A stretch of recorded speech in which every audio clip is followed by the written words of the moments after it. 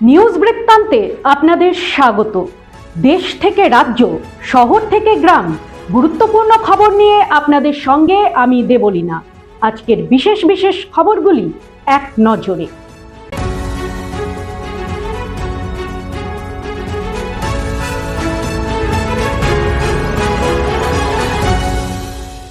সারাদিনের নিউজ বৃত্তান্ত নিবেদন করছেন জুয়েলার্স, সোনা যা সর্বক্ষণের।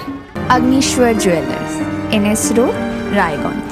শ্রী ঢাকা জুয়েলার্স, আভিজাত্যের গয়না। ত্রিনয়নী জ্যোতিষ কার্যালয়, শ্যামপুর মোড়, Debinagar, Raiganj.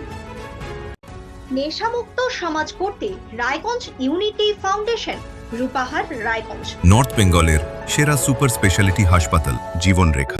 Spectrum healthcare diagnostics. উৎসাহ উদ্দীপনার মধ্য দিয়ে রায়গঞ্জে শনিবার পালিত হলো খুশির ঈদ।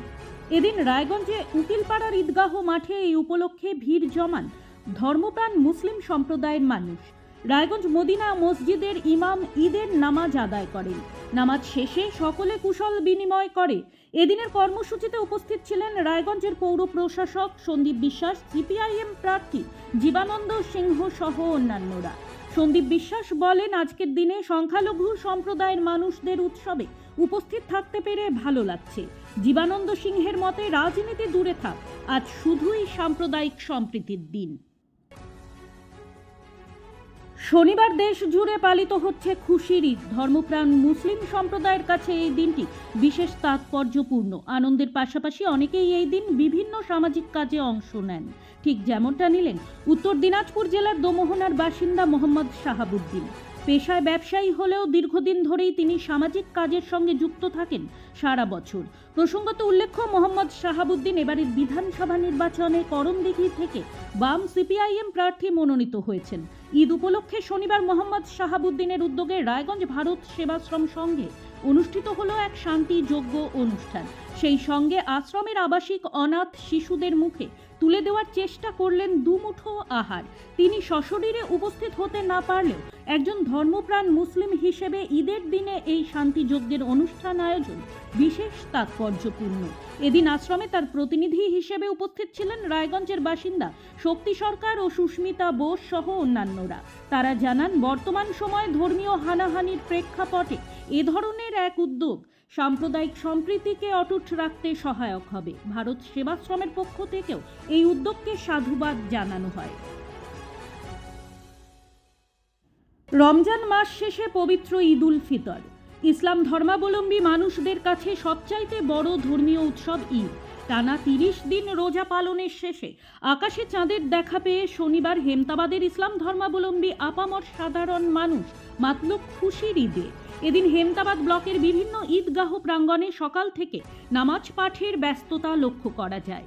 ঈদগাহ প্রাঙ্গণে 8 থেকে 80 সকল বয়সের মুসলিম ধর্মের সাধারণ মানুষকে আনন্দের সাথে ইসলামিক রীতি মেনে নামাজ পাঠ করতে আসতে দেখা যায়। এদিন ঈদের নামাজ পাঠ শেষে বড় থেকে ছোট সকলেই একে অপরকে আলিঙ্গন করে খুশির ঈদ উল ফিতরের শুভেচ্ছা বার্তা বিনিময় করতে শুরু করেন। আসছে ভোট, বাড়ছে উত্তাপ। নির্বাচনের দিন যত এগিয়ে আসছে ততই যেন রাজনৈতিক দলগুলির মধ্যে বেড়ে উঠছে জয়ের ইচ্ছা। আর সেই জন্য এক চুলও জমি ছাড়তে নারাজ রাজনৈতিক প্রতিদ্বন্দ্বীরা। ইতিমধ্যে জেলার করণদিঘি বিধানসভা এলাকায় ঈদ উপলক্ষে উপহার বিলিকে কেন্দ্র করে বিতর্ক তৈরি হয়েছে। সামাজিক মাধ্যমে এ সম্পর্কিত একটি ভিডিও ভাইরাল হয়, যদিও ভিডিওটির সত্যতা যাচাই করেনি নিউজ বৃত্তান্ত কর্তৃপক্ষ। ভিডিওটিতে দেখা যাচ্ছে উত্তর দিনাজপুর জেলা পরিষদ সভাধিপতি পম্পা পাল এবং তার স্বামী করণদিঘি বিধানসভার তৃণমূল প্রার্থী গৌতম পাল সাদা খামে করে কিছু একটা বিলি করছেন মুসলিম ধর্মাবলম্বী মানুষদের মধ্যে। ভিডিওটি সামাজিক মাধ্যমে ছড়িয়ে পড়তেই সৃষ্টি হয় বিতর্ক। সুযোগ হাতছাড়া করতে নারাজ বিজেপি প্রার্থী বিরাজ বিশ্বাস দাবি করেন, পায়ের তলায় মাটি হারিয়ে এখন এসব বিভ্রান্তিকর কাজ করছেন প্রাক্তন বিধায়ক। নির্বাচনী আচরণবিধির মধ্যে এ ধরনের কাজ কি করে সম্ভব তা নিয়ে তিনি প্রশ্ন তোলেন।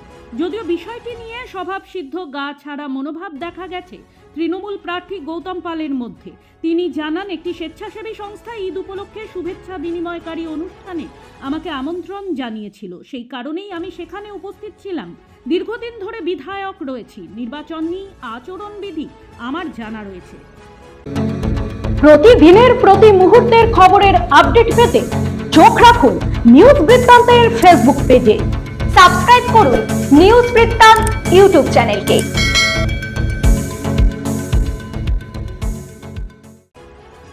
গোয়ালপুকুরের বিপরীত এলাকার বিপরীত ঈদগাহে শান্তিপূর্ণভাবে ঈদুল ফিতরের নামাজ পড়লেন রাজ্যের বিদায়ী মন্ত্রী গোলাম রাব্বানী। দিলেন সম্প্রীতির বার্তা। উত্তর দিনাজপুর জেলার গোয়ালপুকুর ব্লকের বিপরীত এলাকার ঐতিহ্যবাহী বিপরীত ঈদগাহে পবিত্র ঈদুল ফিতরের নামাজ শান্তি ও শৃঙ্খলার সঙ্গে অনুষ্ঠিত হল। সকাল থেকেই হাজার হাজার মুসলিম সম্প্রদায় ঈদগাহে সমবেত হন এবং একসঙ্গে ঈদের জামাতে সামিল হয়ে আল্লাহর দরবারে নামাজ আদায় করেন। নামাজ শেষে দেশ ও সমাজের শান্তি সমৃদ্ধি এবং সকলের মঙ্গল কামনায় বিশেষ দোয়া ও ফাতিহা পাঠ করা হয়। এরপর একে অপরের সঙ্গে কোলাকুলি করে মুসলিম সম্প্রদায়ের মানুষজন ঈদের আনন্দ ভাগ করে নেন, যা সম্প্রীতি ও ভ্রাতৃত্ববোধের এক অনন্য নিদর্শন। ভেঙে পড়ল মালদার ইংরেজ বাজারের নেতাজি কমার্শিয়াল মার্কেটের ছাদ। চাপা পড়ে মর্মান্তিক মৃত্যু নৈশ প্রহরী।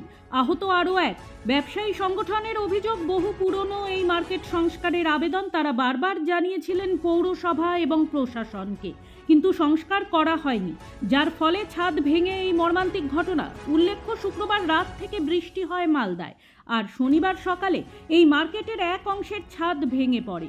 জানা গেছে এই ঘটনায় মিন্টু সরকার নামে মার্কেটের নৈশ প্রহরীর মৃত্যু হয়েছে এবং দীপ সর্দার নামে এক সুইপার আহত হয়েছেন।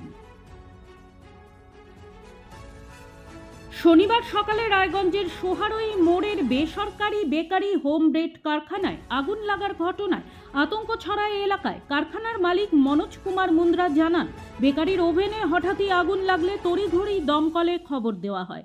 রায়গঞ্জ দমকল বিভাগের আধিকারিক জয়ন্ত কুমার বোস জানান, সকাল 8:30টায় কল পেয়ে 2টি ইঞ্জিন নিয়ে আমরা পৌঁছে যাই। প্রায় 1 ঘন্টার চেষ্টায় আগুন নিয়ন্ত্রণে আসে। সারাদিনের নিউজ বৃত্তান্ত আজ এই পর্যন্তই। দেখতে থাকুন, সঙ্গে থাকুন, চোখ রাখুন নিউজ বৃত্তান্তে।